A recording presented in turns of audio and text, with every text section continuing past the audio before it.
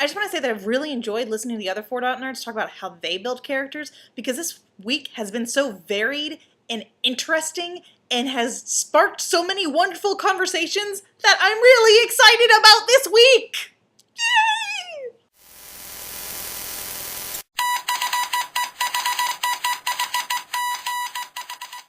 So for me to talk about characters, I first want to define 3 character types, which I think most of my characters tend to fall into. The first type is the character that comes out of the story. And this happened to me partially because of KL, since we're writing the same novel. And she started with a story and then built characters, so I kind of had to as well. My favorite character that I brought to the table for that project is Gerard. Gerard is a clockwork maker, and I love him so much. But basically what happened was someone made those clockwork necklaces. That one that James lost, that KL talked about in the Thursday video. So if you don't know what I'm talking about, you might want to go watch her video. But see, this is the necklace. This is the one. I bought it because that's how much I believe in the steampunk. But see, someone made this. And we had that question, who made the necklace? And I said, Gerard made the necklace. And so out of function came character. Function, character. Woohoo!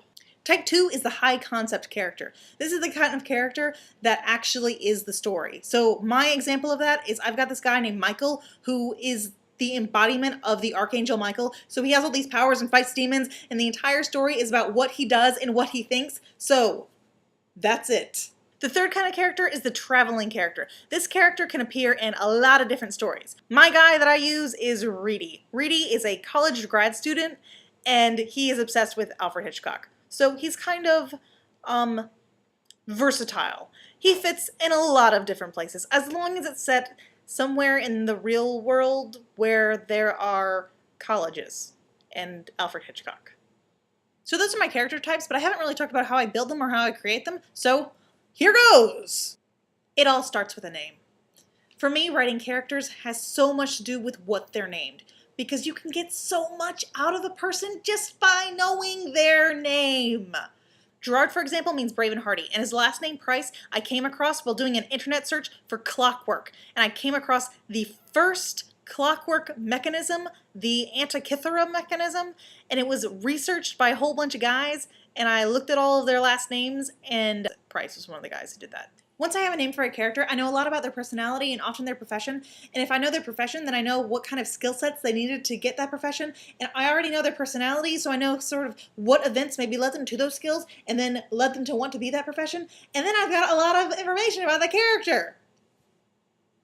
Of course, characters are way more complex than just their name, because every character has this teeny tiny facet of the writer inside themselves, but then they have a whole lot of other facets because characters are complex, because we are complex. And if your characters aren't complex, like real people, then they're probably not very good characters, and you should probably, like, work on that. Sorry. But because characters are made up of a tiny bit of writer and a whole lot of other things,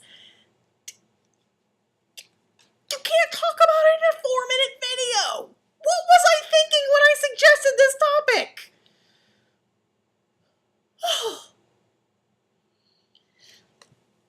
Discussions to continue in